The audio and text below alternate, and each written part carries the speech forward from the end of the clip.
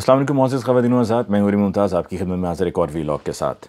वज़ीर आज़म अनवारुल हक काकड़, निगरान नहीं, वज़ीर आज़म अनवारुल हक काकड़। मैं पहले भी कई मरतबा कह चुका हूँ कि मैं निगरान नहीं कहता हूँ, मैं फुल फ्लेज वज़ीर आज़म कहता हूँ। और वो मैं क्यों कहता हूँ वो एक दफ़ा फिर दोहरा देता हूँ। वो उसकी वजह यह है कि मुझे नज़र ये आ रहा है कि ये वज़ीर आज़म साहब 90 रोज़ के लिए नहीं है। अगर ये 90 रोज़ के लिए होते तो मैं इन्हें निगरान वज़ीर आज़म कहता। इसी तरह से जो वज़राए आला हैं उनको मैं निगरान वज़राए आला नहीं कहूँगा बल्कि वज़राए आला कहूँगा, क्योंकि वो निगरान 90 रोज़ के लिए होता है ना, वो तो 90 रोज़ के लिए आए नहीं।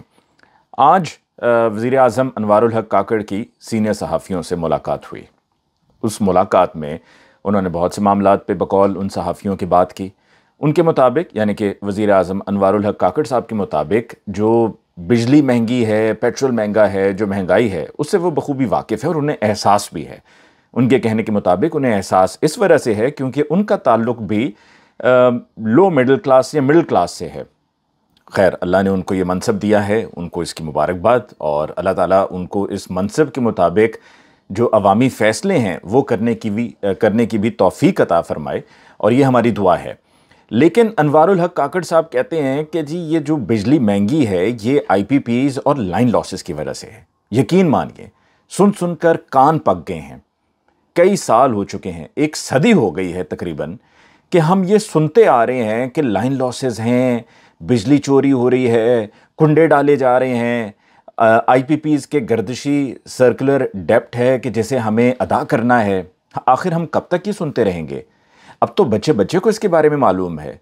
चाहे किसी का ताल्लुक सियासत से हो या ना हो, हर कोई जानता है कि लाइन लॉसेस हैं। तो आप वज़ीर आज़म हैं, आपके साथ आपके वज़रा भी हैं। इससे पहले भी हमने देखा कि पीपल्स पार्टी, PMLN, तमाम इत्तेहादियों की, PDM की हुकूमत थी, उससे पहले PTI की गवर्नमेंट थी, उससे पहले PMLN की गवर्नमेंट थी, उससे पहले पाकिस्तान पीपल्स पार्टी की गवर्नमेंट थी। तमाम गवर्नमेंट्स इससे बखूबी वाकिफ़ हैं कि लाइन लॉसेस होते हैं, कुंडा डाला जाता है। कराची में आप जाकर अब भी देखिए कि कितना कुंडा डाला जाता है, कितनी बिजली चोरी होती है। तो ये बिजली चोरी को रोकना किसका काम है? क्या ये मेरा या एक आम आदमी का काम है? नहीं, हरगिज़ नहीं। ये काम उनका है कि जिनके पास ताकत है, जिनके पास इख्तियार है। वज़ीर आज़म साहब, आपके पास इख्तियार है, आपके वज़रा के पास इख्तियार है। इससे पहले कि जो वज़रा और वज़ीर आज़म थे, यानी कि PDM की गवर्नमेंट, उनके पास भी इख्तियार था। अगर वो मुल्क के इतने खैर ख्वाह थे, और चूंकि वो उनके मुताबिक खैर ख्वाह थे, तो इसी वजह से उन्होंने ये कोलिशन गवर्नमेंट बनाने का फ़ैसला किया, और पीपल्स पार्टी, जो कि उनके शदीद मुखालिफ रहे हैं, उनके साथ मिलकर बैठकर हुकूमत करने का, मुल्क चलाने का फ़ैसला किया। तो उसकी वजह यही थी कि वो तासुर ये देते थे कि हमें बड़ा एहसास है। बिल्कुल एहसास था। और एहसास किस बात का था? एहसास अपने केसेस को ख़त्म करने का था। यही वो फोकस था जो मैं पहले भी कहता आया हूँ, मैं आज भी कह रहा हूँ। यही वो मकसद था, यही वो मंजिल थी जिसका हुसूल उनके लिए सुबह दोपहर शाम सब कुछ ही ये था। तो वो उसमें कामयाब रहे। लाइन लॉसेस ख़त्म करते ना, बिजली चोरी ख़त्म करते ना, और ये IPPs के जो मुआहदे हैं, जिसकी वजह से ये IPPs के गर्दिशी कर्जे बढ़ते चले जाते हैं, हर दौर में हम सुनते आ रहे हैं, ये भी सुन सुनकर कान हमारे पक गए हैं। तो ये गर्दिशी कर्जे क्यों हैं? इन IPPs के साथ ये महंगे मुआहदे किसने दस्तखत किए? ये PMLN ने किए। जब कहते हैं ना जी, नवाज शरीफ साहब की हुकूमत और उनके 5 साला दौरे हुकूमत में, जब उनकी पार्टी हुकूमत में रही और उसमें वज़ीर आज़म नवाज शरीफ साहब भी रहे, तो मुल्क की खिदमत की गई, सड़कें बनाई गई, सड़कों का जाल बिछा दिया गया। तो वहीं पर ये जो महंगे मुआहदे किए गए हैं, ये भी PMLN की गवर्नमेंट ने 2013 से 2018 के दरमियान किए, जिसकी वजह से हमें ये सब भुगतना पड़ रहा है। फिर अनवारुल हक काकड़ साहब ने बात की कि इंटरनेशनल मुआहदे, यानी कि IMF के साथ मुआहदा। तो जब ईद उल अज़हा के बाद तब के वज़ीर आज़म शहबाज शरीफ साहब, तब के वज़ीर ख़ज़ाना इसहाक़ डार साहब ने बैठकर बड़े धड़ल्ले से प्रेस कॉन्फ्रेंस की थी और कहा था कि ये स्टैंड बाय एग्रीमेंट हो गया है, और बड़ी मुबारकबादें एक दूसरे को दी गई थी। वो मुबारकबादों का वक्त नहीं था, वो परेशानी का वक्त था, वो लम्हा फ़िक्रिया था हम सब के लिए कि हम उधार लेने पर इतने जो खुश हो रहे हैं, और ये तासुर दिया जा रहा है कि जी अब सब ठीक हो जाएगा। तो कुछ ना ठीक होना था ना हुआ। मैं तब भी ये कह रहा था, आज भी कह रहा हूँ, वज़ीर आज़म अनवारुल हक काकड़ साहब ये कहते हैं मायूसी ना फैलाई जाए। चलें जी, अगर हम मायूसी फैलाते हैं तो आप उसको, मायूसी को मुस्बत ख़बरों से उसको ठीक कर दीजिए, मुस्बत फ़ैसलों से उसको ठीक कर दीजिए, मुस्बत नताइज से उसे ठीक कर दीजिए, हमें साबित कर दीजिए खुदारा कि हमने जो कहा था वो गलत कहा था। जब ये स्टैंड बाय एग्रीमेंट की बात हुई, मैंने तब भी कहा कि जी ये डी वैल्यू हमारी करेंसी होती रहेगी, और डी वैल्यू होते होते आज हम इस मकाम पर, इस मोड़ पर आकर खड़े हो गए हैं कि जहां पर बज़ाहिर तो market, open market rate dollar का 328 रुपये है, वहां पर 328 पर मिल ही नहीं रहा है। आप जाकर 350 रुपये भी मांगेंगे तो आपको नहीं मिलेगा। इसी तरह से जो दीगर करेंसीज भी हैं वो भी कहां से कहां पहुंच गई हैं, हम डी वैल्यू हो रहे हैं। हमारे साथ बांग्लादेश है, भारत है। अनवारुल हक काकड़ साहब ने आज आईटी के शोबे की बात की। अगर आप समझते हैं कि पाकिस्तान में आईटी के शोबे में पोटेंशियल है, तो फिर उसको बूस्ट कीजिए, उसे बेहतर बनाइए। जिस तरह पिछले दौर में मुझे जहां तक याद पड़ता है कि अमीनुल हक साहब, जिनका ताल्लुक मुत्तहिदा कौमी मूवमेंट से था, उनको ये आईटी का कलमदान दिया गया था, वजारत दी गई थी। क्या किया उन्होंने? भारत देखें आईटी के शोबे में कहां से कहां पहुंच चुका है, और हम अभी तक सिर्फ बातों की हद तक कि जी आईटी में बड़ा पोटेंशियल, आईटी में बड़ा पोटेंशियल है, हम सिर्फ वहीं पर खड़े हुए हैं। और अवाम का अगर एहसास आपको है वज़ीर आज़म अनवारुल हक काकड़ साहब, तो बिजली के जो बढ़ते हुए बिल हैं इनके बारे में कुछ कीजिए। जो इंटरनेशनल मुआहदा करके गई है पीडीएम की गवर्नमेंट, जिसकी वजह से अब हमें पेट्रोल प्राइसेस में भी इजाफा करना पड़ रहा है। अभी ये 15 रोज़ पहले 17 रुपये 20 पैसे इजाफा हुआ था पेट्रोल में, और अब जब आप हो सकता है कि मेरा ये वीलॉग देख रहे हो तो मज़ीद, यानी कि 1 सितंबर से मज़ीद पेट्रोल प्राइसेस में इजाफा हो रहा है। डीजल महंगा हो जाएगा, पेट्रोल महंगा हो जाएगा। डीजल महंगा होगा, पेट्रोल महंगा होगा, तो जाहिर सी बात है वो किस वजह से हो रहा होगा? वो इसी वजह से हो रहा होगा बिकॉज आपने जो मुआहदा किया है, जिसमें आपने ज़्यादा से ज़्यादा फंड्स इकट्ठे करने हैं और IMF से जो लिया गया पैसा है उसको आपने सूद समेत वापस लौटाना है। और दूसरी तरफ आप ये भी समझने की कोशिश कीजिए कि जब हमारा पैसा डीवैल्यू होगा तो हमने जो रीपेमेंट्स करनी है इंटरनेशनल डोनर्स को, जिनसे हमने उधार लिया हुआ है, IMF से लिया हुआ है, दीगर और इदारों से लिया हुआ है, तो जब हमें उन्हें रीपेमेंट्स करनी है तो हमें रीपेमेंट्स उनको डॉलर्स में करनी है। और जब हमारा रुपया डी वैल्यू होगा तो फिर हमें जो रीपेमेंट फ़र्ज़ करें $1,00,000 करनी है, तो वो $1,00,000 हमें वापस करने के लिए जो पाक रुपीज़ में कन्वर्ट करके हम करेंगे वो कहीं ज़्यादा हो चुका होगा, वो $1,00,000 नहीं होगा। इसी तरह से आप इस पर भी ज़रा थोड़ी सी तवज्जो दीजिए कि अगर आप कहते हैं कि जी हमारे जो फॉरेन एक्सचेंज रिजर्व्स हैं, जहाँ पर हमारे फॉरेन करेंसी पड़ी हुई है, हम वहाँ से रीपेमेंट करेंगे, तो अगर पैसा डी वैल्यू भी हो रहा है तो हम वहाँ से उसको यूटिलाइज़ करेंगे।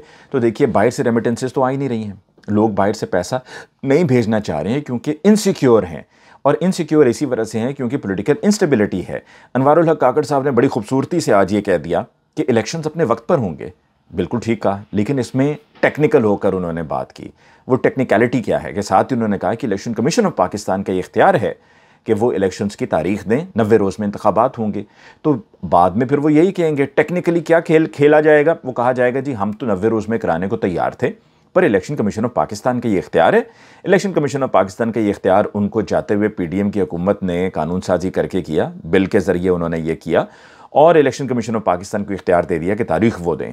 और इलेक्शन कमीशन ऑफ पाकिस्तान ये कहेगा कि जी हमने हल्का बंदियाँ करनी है, चूँकि हल्का बंदियाँ होने में ताख़ीर है, वक्त लग रहा है, तो लिहाजा इलेक्शंस में भी वक्त लगेगा और ये 90 रोज़ में कराना मुमकिन नहीं होगा। और फिर यहाँ पर अनवारुल हक काकड़ साहब ये कहेंगे, यानी कि उनकी गवर्नमेंट ये कहेगी कि जी हम तो वक्त पर कराना चाहते थे पर हमारे इख्तियार में नहीं है, ये इलेक्शन कमीशन ऑफ पाकिस्तान का इख्तियार है। तो ये टेक्निकली इस मामले को उलझा कर इस मामले को डिले किया जाएगा, लटकाया जाएगा, और परेशानी आवाम के लिए होगी, पॉलिटिकल इंस्टेबिलिटी बढ़ती जाएगी। आप मुझे खुद बताइए कि क्या किसी एक आम आदमी के लिए अब गुजारा मुमकिन है कि जहां पर अभी आपने 15 रोज़ पहले 17 रुपये 20 पैसे इजाफा किया और अब ये 22 रुपये की बात हो रही है कि जी 22 रुपये फ़ी लीटर की सिफारिशात हैं कि जी 22 रुपये फ़ी लीटर तक पेट्रोल महंगा हो जाएगा। चलें जी 22 नहीं 20 कर लें, 20 नहीं 18 कर लें, 18 नहीं 17 ही कर लें। क्या ये इजाफा कम इजाफा है?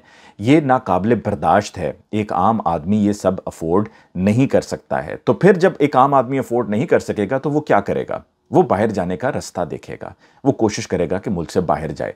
और मुल्क से बाहर जाना भी मेरी नज़र में अब उसको मेरे ख्याल में लीगल करार दे दिया गया है। और उसकी लीगलिटी क्या है वो भी बता देता हूँ। लीगलिटी ये है कि जी अनवारुल हक काकड़ साहब ने वो जो टॉक की थी कि जिसमें उन्होंने कहा कि अगर पाकिस्तान से बाहर पाकिस्तानी जा रहे हैं तो क्या हुआ, तो उसमें जो आगे इजाफी उन्होंने बात की थी वो कुछ इस तरह से थी कि उनका कहना था कि जी 1960 में भारत से लोग बाहर गए तो उस वक्त ब्रेन ड्रेन कहा गया, और जब वो वापस आए 40 साल के बाद तो वो ब्रेन एसेट्स के तौर पे आए।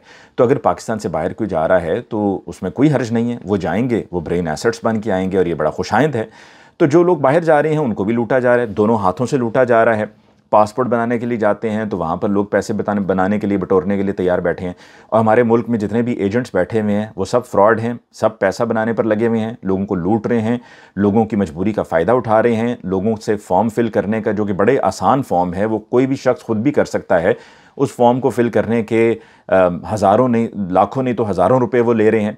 फिर इसी तरह से कहते हैं कि जी आपकी जो इंटरव्यू के लिए अपॉइंटमेंट है वीज़ा के लिए, वो भी अवेलेबल नहीं है, रश बहुत ज़्यादा है, तो लिहाजा वो भी अगर आप करवाना चाहते हैं तो जी ये इतने लाख उसका रेट है, इतने लाख आप पे करेंगे तो आपकी अपॉइंटमेंट भी हम करवा देंगे।